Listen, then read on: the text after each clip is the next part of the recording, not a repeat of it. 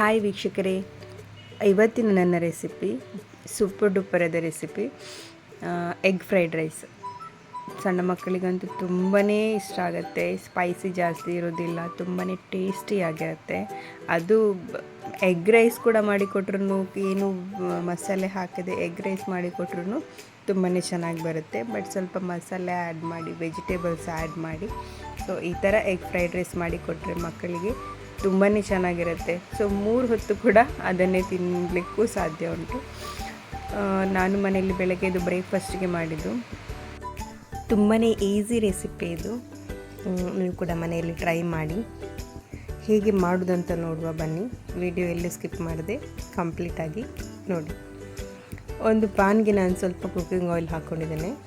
ಇದಕ್ಕೊಂದು 5-6 ಎಗ್ಸ್ನ ಒಡೆದು ಬಿಟ್ಟು ಹಾಕ್ಕೊಳ್ತಾ ಇದ್ದೀನಿ.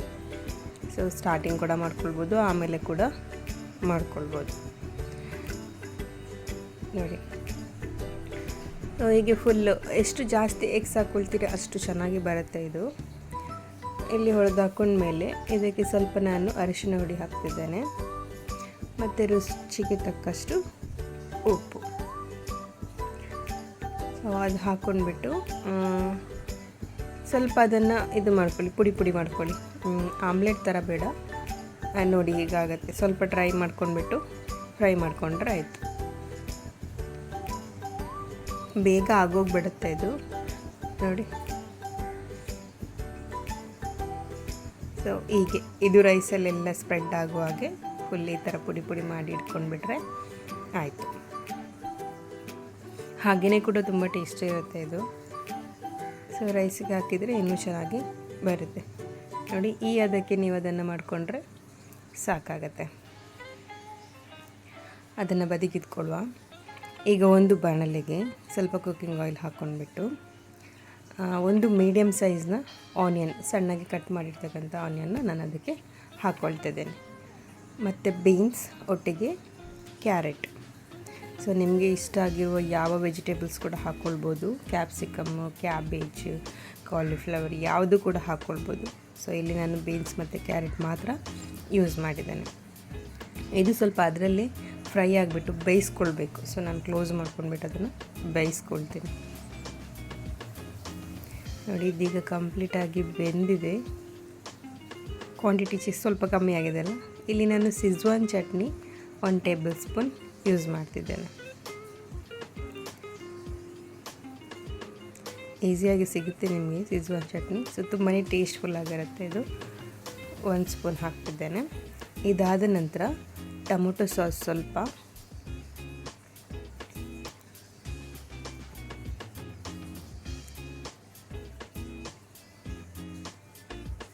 ಅಷ್ಟೇ. ಈ ಥರ ಸ್ವಲ್ಪ ಗ್ರೇವಿ ಟೈಪ್ ಬಂದಾಗೆ ಕಾಣಿಸ್ತಿದೆಯಲ್ಲ. ಸೊ ಹೀಗೆ ಇಷ್ಟು ಗ್ರೇವಿ ಟೈಪಾಗಿ ಬಂದ ನಂತರ ನಾವೇನು ರೈಸ್ ಮಾಡಿಟ್ಕೊಂಡಿರ್ತೀವಿ ಆ ರೈಸ್ನ ಅದಕ್ಕೆ ಆ್ಯಡ್ ಮಾಡ್ಕೊಳ್ಳಿ.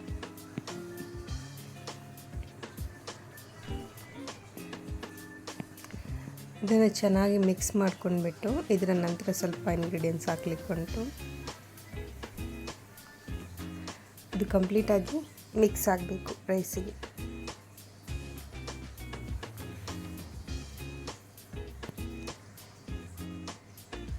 ಈಗ ಇದಕ್ಕೆ ಸ್ವಲ್ಪ ನಾನು ಸೋಯಾ ಸಾಸು ಆ್ಯಡ್ ಮಾಡ್ತಿದ್ದೇನೆ. ಜಾಸ್ತಿ ಅಲ್ಲ, 1 ಟೇಬಲ್ ಸ್ಪೂನ್ ಅಷ್ಟೇ ಸೋಯಾ ಸಾಸ್ ಹಾಕ್ತಿದ್ದೇನೆ. ಆಮೇಲೆ ನಮಗೆ ಫ್ರೈಡ್ ರೈಸ್ ಮಸಾಲ ಸಿಗುತ್ತೆ. ಸೊ ಅದು ಒಂದು ಪ್ಯಾಕ್ ಫುಲ್ ನಾನು ಅದಕ್ಕೆ ಹಾಕ್ತಿದ್ದೇನೆ. ಸಾಲ್ಟ್ ನೋಡ್ಕೊಂಡು ಹಾಕ್ಕೊಳ್ಳಿ, ಯಾಕಂದರೆ ಅದರಲ್ಲಿ ಸಾಲ್ಟ್ ಇರುತ್ತೆ. ಸೊ ಹಾಗಾಗಿ ಸಾಲ್ಟ್ ಆಗುವ ಅಗತ್ಯ ಇರೋದಿಲ್ಲ. ಇದರ ನಂತರ ನಾನು ಏನು ಎಗ್ಗನ್ನ ಫಸ್ಟಿಗೆ ರೆಡಿ ಮಾಡಿ ಇಟ್ಕೊಂಡಿದ್ದೆ ಆ ಎಗ್ಗನ್ನ ಕೂಡ ಅದಕ್ಕೆ ಆ್ಯಡ್ ಮಾಡ್ತಿದ್ದೇನೆ. ಇದನ್ನೆಲ್ಲ ಹಾಕ್ಕೊಂಡ್ಬಿಟ್ಟು ಒಟ್ಟಿಗೆ ಒಂದು ಮಿಕ್ಸ್ ಕೊಟ್ಬಿಡಿ. ಅಲ್ಲಿ ಕಂಪ್ಲೀಟಾಗಿ ಮಿಕ್ಸ್ ಆಗಿಬಿಟ್ರೆ ಆಗೋಯ್ತು. ತುಂಬಾ ಟೇಸ್ಟ್ಫುಲ್ ಆಗಿರುತ್ತೆ ನೋಡಿ. ಎಷ್ಟು ಉದ್ರಾಗಿ ಎಷ್ಟು ಚೆನ್ನಾಗಿ ಬಂದಿದೆ ಅಲ್ಲ. ಟೇಸ್ಟ್ ಕೂಡ ಅಷ್ಟೇ ಬ್ಯೂಟಿಫುಲ್ ಆಗಿರುತ್ತೆ. ಅದರ ಮೇಲೆ ಸ್ವಲ್ಪ ಗಾರ್ನಿಷ್ಗೆ ಲಾಸ್ಟಿಗೆ ಕೊತ್ತಂಬರಿ ಸೊಪ್ಪು ಹಾಕ್ಕೊಂಡ್ಬಿಟ್ರೆ ಸೊ ನಮ್ಮ ಎಗ್ ಫ್ರೈಡ್ ರೈಸ್ ರೆಡಿಯಾಗಿ ಹೋಗ್ಬಿಡುತ್ತೆ. ಸಿಂಪಲ್ಲಾಗಿ ಮನೆಯಲ್ಲೇ ಮಾಡ್ಕೊಂಡ್ಬಿಟ್ಟು ತಿನ್ಬೋದು. ಸ್ವಲ್ಪ ಬಿಸಿ ಆದಾಗೇ ಅದು ಇನ್ನೂ ಸ್ವಲ್ಪ ಹೇಳ್ಕೊಳ್ಳುತ್ತೆ ರೈಸ್ ಏನೆಲ್ಲ ನಾವು ಮಸಾಲೆ ಹಾಕಿದ್ವಿ ಅಂತ. ಸೊ ಸ್ವಲ್ಪ ಹೊತ್ತು ಹಾಗೇ ಫ್ರೈ ಮಾಡಿ ಆಮೇಲೆ ನೀವೇನು ಸರ್ವ್ ಮಾಡಿ. ತುಂಬಾ ಉದುರಾಗಿ ಎಲ್ಲಿ ಕೂಡ ಅಂದ್ಕೊಂಡು ತುಂಬಾ ಟೇಸ್ಟ್ಫುಲ್ಲಾಗಿ ಬಂದಿರುತ್ತೆ, ಸಾಫ್ಟಾಗಿ. ಹಾಗಾಗಿ ತಿನ್ನುವಾಗ ನಿಮಗೆ ಒಂದೊಂದು ಬೈಟಿಗೂ ಒಂದೊಂದು ಎಗ್ ಇದು ಅದೇ ನಾವು ಬುರ್ಜಿ ಟೈಪ್ ಮಾಡಿದ್ವಲ್ಲ ಅದಕ್ಕೆ ಸಿಗ್ತಾಯಿದ್ರೆ ಎಗ್ಗು ಟೇಸ್ಟ್ಫುಲ್ಲಾಗಿರುತ್ತೆ. ಖಂಡಿತ ಟ್ರೈ ಮಾಡಿ, ನಿಮಗೂ ಕೂಡ ಇಷ್ಟ ಆಗುತ್ತೆ.